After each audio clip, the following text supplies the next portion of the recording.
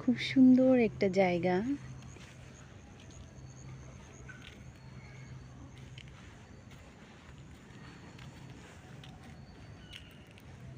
এগুলো হচ্ছে কৃষ্ণচূড়া গাছ, আর এখানে আছে খেজুর গাছ, করই গাছ, অনেক রকমের গাছ।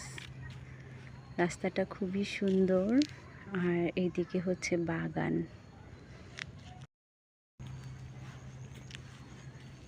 খুব সুন্দর একটা জায়গা।